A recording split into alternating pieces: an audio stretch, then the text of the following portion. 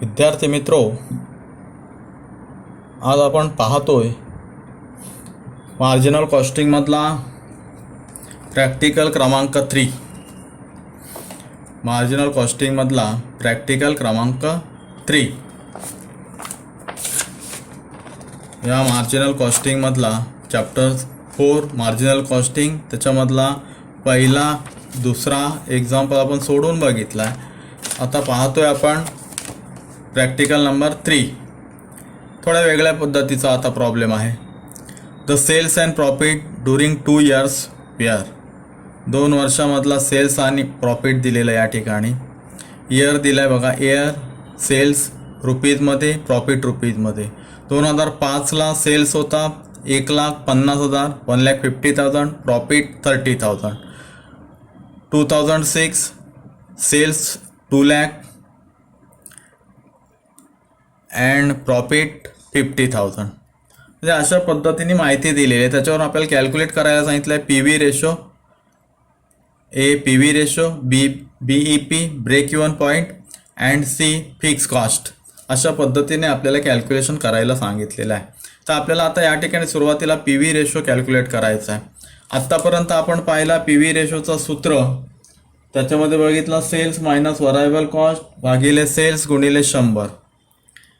पण या ठिकाणी आता हा सूत्र आपल्याला लागू न होता आपल्याला सूत्र दिलेले आहे. त्याच्यातला दुसरा सूत्र जो आहे तो सूत्र या ठिकाणी आपल्याला लागू होणार आहे. कारण 2 वर्षाचा सेल्स आणि 2 वर्षाचा प्रॉफिट दिलेला आहे.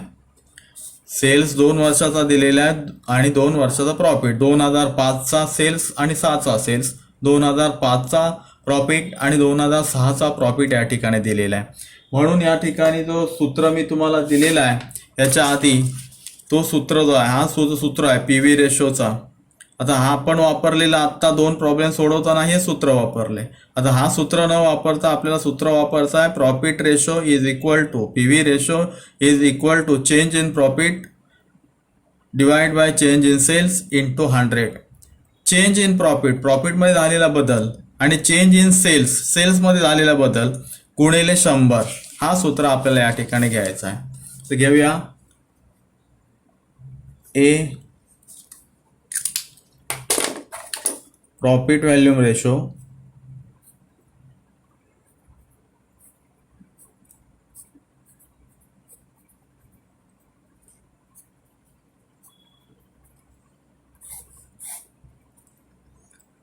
P V ratio is equal to change in profit. सूत्र बघा, change in profit divide by change in sales into 100. Change in sales into 100. आता हा जो सूत्र वापरलेला आहे, सूत्र का वापरला अशा पद्धतीचा, या ठिकाणी 2 वर्ष दिलेले आहेत. 2005चा शेअर्स दिलेला, सेल्स दिलेला आहे, 2005चा प्रॉफिट दिलेला आहे. 2006चा सेल्स दिलेला आहे, 2006चा प्रॉफिट दिलेला आहे. म्हणजे बदल किती झालेला आहे. चेंज इन प्रॉफिट, प्रॉफिटमध्ये बदल किती आहे. 2005ला 30,000 होता, 2006ला 50,000 प्रॉफिट झाला. म्हणजे बदल किती झाला, दोघांमधला बदल 20,000. तसं sales, change in sales, sales बघा 2005ला 1.5 लाख आणि 2006ला 2 लाख. म्हणजे बदल किती झाला, 50,000चा. ह्यामध्ये वर्षात बदल किती झाला, 50,000चा, आणि इथे बदल झाला 20,000चा. तो बदल आपल्याला फक्त या ठिकाणी घ्यायचा आहे. पाहूया. Profit volume ratio P V ratio is equal to change in profit. Change in profit 30,000 होता, 50,000 झाला. म्हणजे बदल, चेंज किती झाला, 20,000. 20,000 बदलला 20,000. Change in profit 20,000. Change in sales, सेल्समध्ये बदल किती झाला, 1.5 लाख होता 2005ला, 2006ला झाला 2 लाख. म्हणजे किती झाला बदल, 50,000 बदल झाला. Change in cells 50,000. इंटू 100 का घेतला तर पी व्ही रेशो पर्सेंटेजमध्ये दाखवला जातो, काढला जातो, म्हणून गुणिले 100 या ठिकाणी घेतला. P V ratio is equal to 1 2 3 4. आता बघा, हे 2 शून्य गेले, हे 2 शून्य गेले, हे 2 शून्य गेले, हे 2 शून्य गेले. 5 एके 5, 5 चोक 20, 5 शून्य 0. म्हणजेच किती आला P V ratio? 40%. P V ratio किती आला? 40%. आलं लक्षात? हा झाला पी व्ही रेशो. दुसरं कॅल्क्युलेट करायला काय सांगितलेलं आहे? BEP म्हणजेच ब्रेक इव्हन पॉईंट. आपण या ठिकाणी पाहणार आहोत. दुसरं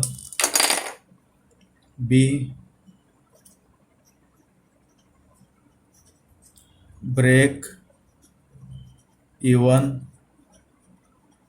पॉईंट म्हणजेच BEP. आपल्याला BEP कॅल्क्युलेट करायचं. BEPचं फॉर्म्युला तुम्हाला दिलेला आहे. काल जे सूत्र दिले सगळे, त्या सूत्रांमध्ये तुम्हाला 3 नंबरला दिसेल ब्रेक इव्हन पॉईंटचं सूत्र.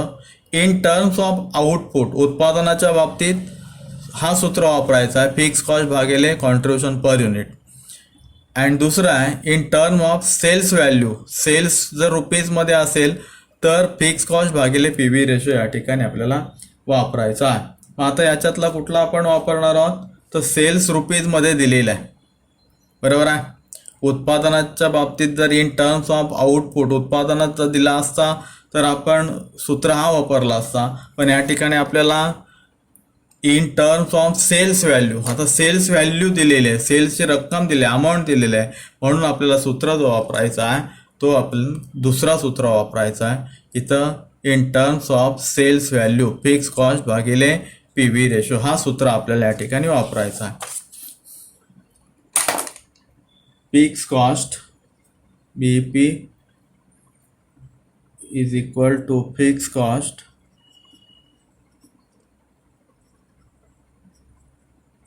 भागिले पी व्ही रेशो. आता फिक्स कॉस्ट माहिती आहे का? एक्झाम्पलमध्ये फिक्स कॉस्ट दिलेली आहे का? नाही. तर फिक्स कॉस्ट काढायला सांगितलेलं आहे इथं. मग आधी फिक्स कॉस्ट काढावी लागेल, म्हणजे तिसरा जो फिक्स कॉस्ट आपल्याला कॅल्क्युलेट करायला सांगितलं आहे तो आधी करावा लागेल, तेव्हा आपल्याला BEP कॅल्क्युलेट करता येईल. म्हणून आपल्याला ही जागा सोडायची आहे इथे मध्ये. आणि 3 नंबरचा जो आहे फिक्स कॉस्ट आधी कॅल्क्युलेट करावी लागेल.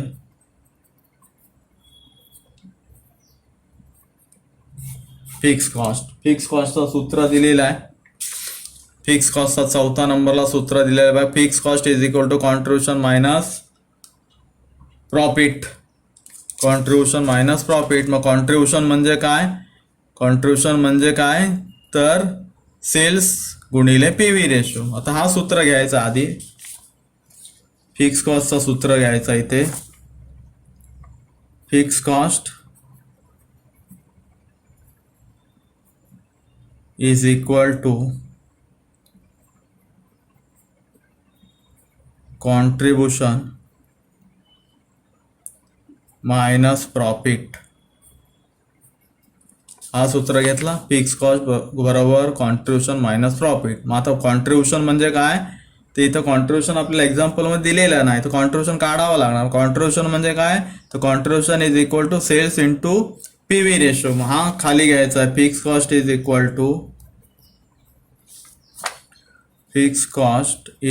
टू कॉन्ट्रीब्युशन म्हणजे काय तर sales into P V ratio minus profit. आता सेल्स त्या ठिकाणी कोणताही एक सेल्स घ्यायचा. 2005चा घ्या, नाही तर 2006चा घ्या. कुठला घ्यायचा आहे तर 2005चा घेऊन बघूया. 1,50,000 sales. Fix cost is equal to 1,50,000 into P V ratio काढलेला आहे बघा 40%, इंटू 40% म्हणजे 40 भागिले 100. हा झाला कॉन्ट्रीब्युशन सेल्स गुणिले पी व्ही रेशो कॉन्ट्रीब्युशन, हा कॉन्ट्रीब्युशन. त्याच्यातून मायनस प्रॉफिट ज्या वर्षाचा आपण सेल्स घेतलेला आहे 2005चा त्याच वर्षाचा प्रॉफिट घ्यायचा आहे 30,000 30,000. आता कॅल्क्युलेशन करायचं आहे. एक fix cost is equal to contribution किती आला, हा शून्य गेला, हा शून्य गेला, हा शून्य गेला, हा शून्य गेला, 15 चौक 60, 15 चौक 60, 1 2 3 1 2 3 60,000. हा 60,000 कॉन्ट्रीब्युशन, 60,000 काय झाला कॉन्ट्रीब्युशन झाला. त्या कॉन्ट्रीब्युशन मधून मायनस प्रॉफिट वजा करायचा आहे 30,000, 30,000 प्रॉफिट वजा करायचा आहे. म्हणजेच फिक्स कॉस्ट आपल्याला या ठिकाणी मिळाली. Fix cost is equal to ₹30,000. ही झाली फिक्स कॉस्ट 30,000 रुपये. कळलं. Fix cost is equal to contribution minus profit, हा झाला फिक्स कॉस्ट काढण्याचं सूत्र. आता कॉन्ट्रीब्युशन म्हणजे काय तर सेल्स गुणिले पी व्ही रेशो म्हणजेच कॉन्ट्रीब्युशन. म्हणजेच सेल्स आपल्याला दिलेला आहे 2005चा 1.5 लाख गुणिले कॉस्ट पी व्ही रेशो आपण काढला 40%, 40/100 वजा प्रॉफिट 2005चा 30,000 दिलेला आहे. आता ह्याचा कॅल्क्युलेशन केला आपण, कॉन्ट्रीब्युशन काढला आधी 1.5 लाख गुणिले 40% म्हणजेच 60,000 वजा त्याच्यातून प्रॉफिट 30,000 वजा केला म्हणजे फिक्स कॉस्ट मिळाली 30,000. आता ही फिक्स कॉस्ट आपल्याला या ठिकाणी वापरायची आहे म्हणजेच आपल्याला ब्रेक इव्हन पॉईंट काढता येईल. आता BEP म्हणजे break even point is equal to fix cost किती 30,000 minus P V ratio 40%, 40%. BEP is equal to 30,000 भागिले 40 गुणिले 100 किती येते बघा. BEP is equal to calculate करा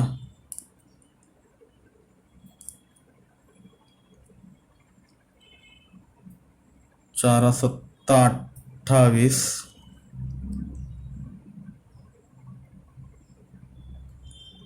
2